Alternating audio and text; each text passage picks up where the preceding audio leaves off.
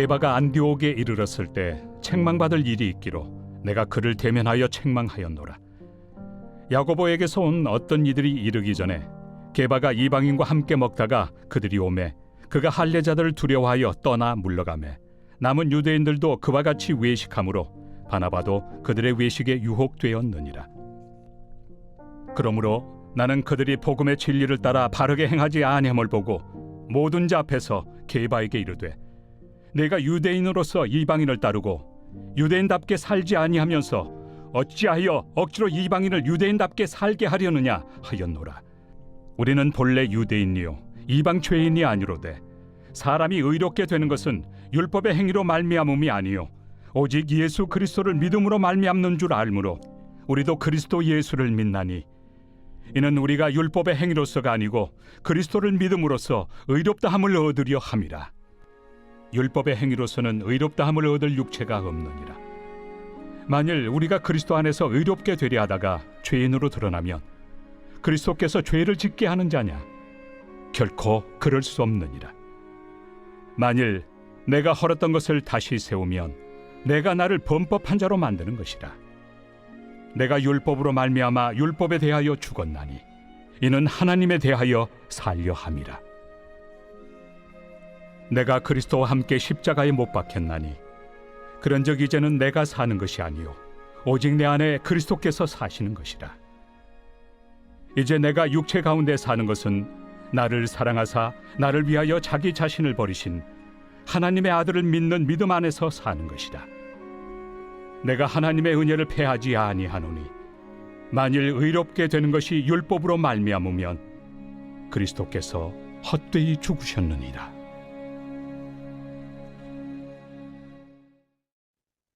사랑해 주님, 감사합니다. 오늘도 우리 살아가는 귀한 성도들이 삶의 전선으로 나아가는 월요일 첫날입니다. 오늘 내게 주실 하나님의 말씀을 우리가 함께 기다립니다. 부족하고 약해지고 무너지려고 하는 마음을 성령님께서 강하게 붙잡아 주시고 믿음으로 다시금 세워 주옵소서. 주님의 말씀을 기다립니다. 말씀하실 때 주의 종들이 듣고 깨닫고 순종하며 적용하는 은혜가 오늘도 있게 하여 주옵소서. 감사를 드리며 예수 그리스도의 귀하신 이름으로 기도합니다. 아멘. 오늘 우리가 함께 다루게 될 갈라디아서 2장 11절부터 21절까지의 말씀은 사도 바울이 당시 초대교회의 리더로 섬기고 있었던 바로 베드로를 책망하는 내용으로부터 시작이 됩니다. 자, 베드로가 이방 신자들과 함께 식사를 하다가 할례자들, 즉 예수 그리스도를 믿고는 있지만 여전히 이방인들과 교제를 원치 않는 유대교 그리스도인들이 들어오게 되자 이들을 두려워하며 슬그머니 그 자리를 떠나게 됩니다. 이유는 유대인들의 오랜 전통 때문이겠죠. 여전히 예수 그리스도를 믿는 그 믿음으로 구원은 받았고 여전히 자신들이 행해야 하는 그 율법의 완성을 통해서 구원을 이루고자 했던 그 유대교 색채가 짙게 드리워져 있었던 사람들은 우상 숭배자들의 집에 들어가는 것조차 허용할 수 없었던 자들입니다. 이유는 그들이 가지고 있었던 정결법에 따라 자신들도 알게 모르게 그 죄의 오염이 될 수 있다라고 생각을 했기 때문입니다. 이러한 풍습이 확대가 되어서 결국은 이방인들과의 식사도 정결하지 못한 행위로 여기게 되는 것입니다.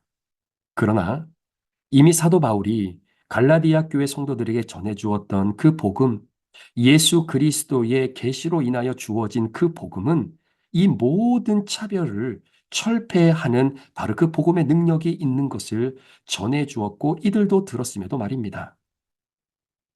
사도 바울은 이 부분에 있어서 결국 솔선수범하지 못했던 베드로를 책망하지 않을 수 없었죠. 그런데 문제는 이런 베드로의 행동에 악한 영향을 받은 바나바라고 하는 지도자 역시 복음의 핵심을 잃어버린 채 위선적인 행동을 결국은 자행하게 됩니다. 우리는 이 말씀을 통해서 지도자 한 사람의 중요성이 얼마나 귀한 것인지를 바라보게 되는 것이죠. 지도자 한 사람의 잘못된 판단과 생각, 그 복음의 능력에 벗어나 있는 그 모습을 통해 공동체 전체가 힘들어질 수 있음을 깨닫게 됩니다. 또 한 가지 여기서 우리가 생각해 볼 수 있는 것은 여러분, 베드로는 좀 전에 말씀드렸던 것처럼 초대교회의 수장입니다. 그리고 예수 그리스도의 수제자였던 사람이죠.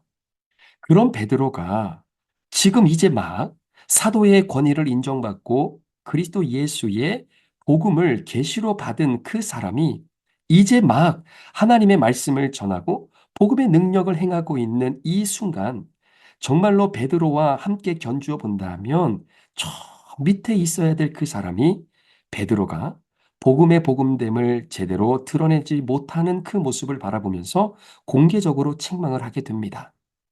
그러니까 베드로 입장에서는 얼마나 수치를 느끼고 얼마나 마음이 답답했겠습니까? 자, 그런데 오늘 본문의 말씀에 보면 이러한 사도 바울이 초대교회 수장이었던 베드로를 공개적으로 책망함에도 불구하고 성경 어디에도 베드로가 이 부분에 대해서 반발을 했거나 굉장히 불쾌하다라고 생각한 흔적이 성경에 기록되어 있지 않습니다. 나중에 베드로가 사도 바울을 표현할 때 우리가 사랑하는 형제 사도 바울이라고 하는 표현을 통해서 알 수 있는 것처럼 베드로 역시 자신이 복음에 대해 완전히 녹아져 있지 못하다는 것을 다시 한번 깨닫게 되고 자신의 죄와 수치를 그대로 드러나게 되는 것이지요. 사랑하는 여러분, 바로 이것이 중요한 것입니다. 오늘날 많은 교회 가운데에 바로 이 치리와 책망이 점점점 사라져가고 있는 것 같습니다. 우리가 복음의 능력을 제대로 경험하지 못하고 복음의 복음됨을 드러내지 못할 때에, 그리고 우리의 연약함 때문에 하나님의 능력이 가리워지고 영광이 가리워질 때에 때로는 누군가가 그 죄를 드러내주고 그 수치를 정말로 공개적으로 책망할 때에 여러분, 그것을 믿음으로 받아들일 수 있는 은혜가 우리 가운데 있어야 되는 것입니다. 오늘 베드로는 철저하게 자신의 수치와 자신의 죄가 드러나게 되어질 때에 그 자체를 믿음으로 받아들입니다. 이유는 무엇이냐면 여러분, 죄가 드러나고 수치가 드러나게 되면 죄의 힘은 반드시 줄어들게 되는 것입니다. 그래서 우리는 그 죄로부터 자유할 수 있는 것이고 그 죄가 우리에게 더 이상 주인 노릇 할 수 없도록 성령 하나님께서 온전히 우리를 이끌어 가시기에 우리는 죄를, 우리의 수치를 믿음으로 드러내고 그것이 하나님의 능력 안에서 그 죄가 아무런 힘을 발휘하지 못함으로 그 죄에서 자유함을 경험하는 그런 은혜가 바로 믿는 그리스도인들에게, 바로 우리에게 주어지는 하나님의 축복이죠. 그것이 바로 우리가 하나님 앞에 올려드리는 우리의 간증이 아닐 수 없을 것입니다. 오늘 본문에 보니까 바나바는 사도 바울과 같이 안디옥 교회를 섬기는 리더자입니다. 이런 바나바의 모습을 볼 때 여러분, 사도 바울의 마음이 아니 어떻게 바나바 너까지 이럴 수가 있느냐라고 하는 답답한 그 마음의 심정이 오늘 본문을 통해서 조금은 느껴지게 됩니다. 그런 까닭에 바울은 율법과 다시 한번 복음을 비교하면서 복음의 복음됨을, 그 복음의 능력을 강력하게 설명하지 않을 수 없었습니다. 자, 그 내용이 바로 16절의 말씀인데요. 사람이 의롭게 되는 것은 율법의 행위로 말미암음이 아니요 오직 예수 그리스도를 믿음으로 말미암는 줄 알므로 우리도 그리스도 예수를 믿나니 이는 우리가 율법의 행위로서가 아니고 그리스도를 믿음으로써 의롭다함을 얻으려 함이라. 율법의 행위로서는 의롭다함을 얻을 육체가 없느니라고 말씀합니다. 이 말을 다른 말로 표현하면 여러분, 나는 100% 죄인이다라는 것이죠. 여러분, 100% 죄인은 절대로 행위로 구원을 이루어낼 수 없는 것입니다. 이어서 바울은 믿음으로 구원받은 성도들이 다시 율법에 얽매여 살아갈 수 없음을 설명하고 있습니다. 자, 믿음으로 구원을 얻었음에도 죄를 밝히는 율법으로 말미암아 죄인이 드러나게 되어진다면 그것이 그리스도께서 우리로 하여금 죄를 짓게 했기 때문인가? 그럴 수 없다라는 것이죠. 결국 내가 율법을 지키지 않으면 범법자가 되는 것이 아니라 만일 죄를 범한 자가 되면 결국 그리스도 예수께서 나로 하여금 죄를 짓게 하신 것이 된다는 그러한 논리입니다.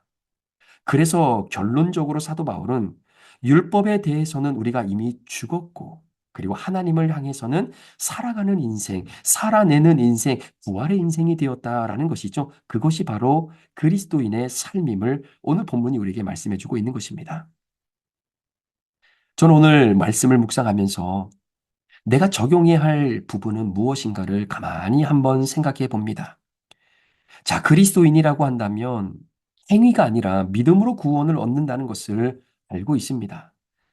십자가가 나를 구원하며 누구든지 십자가를 통하지 않고서는 구원을 얻을 수 없다는 것이 바로 기독교의 정신이고 핵심이며 바로 우리의 신앙의 고백이죠. 그러나 이러한 이야기가 과연 나의 삶에 얼마나 큰 비중을 차지할까? 사실 그리스도인이 십자가를 통하지 않고는 구원받을 수 없다는 것을 알고 있고 모든 소망이 하나님 나라에 있다면 여러분 그 성도는 철저히 십자가에 다스려지는 삶이 되는 것이 당연할 것이겠죠. 사람은 자신이 현재 붙들고 있는 것보다 더 가치 있는 것을 발견했다면 지금의 가치 없는 것을 버리는 것이 당연합니다. 그러나 지금 우리가 살아가고 있는 신앙의 모습은 분명히 그렇지 못합니다. 뭔가 하나를 버린 삶이 아니라 다른 또 하나를 지금의 자신의 삶에다가 추가시키는 모습에 불과하다라는 것입니다. 즉, 현재와 미래 모두를 보장받고 싶어 합니다. 십자가가 좋아서 십자가를 말하는 것이 아니라 십자가만이 우리를 구원하는 유일한 길이기 때문에 어쩔 수 없이 십자가를 말하는 모습이 비일비재하다라는 것이죠. 오늘 본문은 사도 바울이 십자가를 모르는 사람들에게 십자가를 새롭게 알려주기 위해서 말하고 기록하고 있는 것이 아니라 십자가를 말하고 믿음을 말하면서 살고 있었던 사람들에게 다시금 십자가를 말하고 있는 것입니다. 이유는 이들이 십자가에 말은 하고 있지만 그 삶을 십자가와 거리가 먼 삶이었기 때문입니다. 사도 바울의 답답한 심정으로 십자가가 진정으로 무엇인지를 오늘 우리에게 전해주고 있는 바로 그 내용이죠. 여러분, 십자가는 이방인과 유대인을 하나로 만듭니다. 십자가의 은혜 안에서는 차별함이 존재하지 않습니다. 사도행전 10장 28절에 이방인과 유대인이 교제하며 가까이 지내는 것이 위법인 줄을 안다. 이것이 유대인의 전통이었습니다. 그러나 하나님께서 환상 가운데에 베드로를 통하여 보자기의 환상을 보여주시면서 하나님이 지시하신 내용은 그 보자기 안에 있는 유대인들이 바라볼 때는 속되고 거짓된 것이다라고 말하는 그 모든 것이 하나도 깨끗하지 않은 것이 없다라고 말씀을 하고 있는 것입니다. 십자가만이 길이고 십자가만이 우리를 살려내는 길이고 십자가만이 우리로 하여금 구원의 길을 열어주는 그 믿음의 고백이 우리에게 있다면 여러분 그 십자가는 결국 자기를 부인하고 우리의 삶에 내 죄를 십자가에 못 박아야 되는 바로 그 삶으로 우리는 이어져야 될 것입니다. 그래서 사도 바울이 오늘 본문 20절 말씀에 내가 그리스도와 함께 십자가에 못 박혔나니 그런즉 이제는 내가 사는 것이 아니요 오직 내 안에 그리스도께서 사시는 것이라. 이제 내가 육체 가운데 사는 것은 나를 사랑하사 나를 위하여 자기 자신을 버리신 하나님의 아들을 믿는 믿음 안에서 사는 것이다 라고 고백하는 것입니다. 사랑하는 성도 여러분, 오늘 우리에게 주어진 이 하루의 삶 가운데에 내가 십자가에 못 박아야 할 나의 죄가 있다면 여러분 그것은 무엇일까요? 우리 속에 여전히 도사리고 있는 욕심과 욕망과 음란과 또 하나님이 기뻐하지 아니하시는 시기와 질투와 미움과 비판의 마음들이 여전히 우리 마음 가운데 도사리고 있다면 오늘 나를 율법에서 건져내어 영원한 하나님의 나라 예수 그리스도의 믿음으로 들어갈 수 있도록 그 십자가의 길을 열어주신 그 하나님의 은혜 안에 우리의 죄를 다시 한번 못 박는 그런 복된 하루가 되기를 원합니다. 하나님께서 허락하신 이 아름다운 귀한 하루, 우리로 하여금 기억나게 하는 죄가 있다면 그 죄를 십자가 앞에 내려놓는 결단이 있기를 원하고, 그리고 오늘 하루를 우리가 마무리할 때에 나의 이 죄가 십자가 안에서 무력화되었음을 선포하고 인정하며 하나님께 감사하며 하루를 마무리할 수 있는 그런 축복의 삶이 오늘도 저와 여러분의 인생 가운데에 아름답게 펼쳐지기를 우리 구주 예수 그리스도의 이름으로 축복합니다.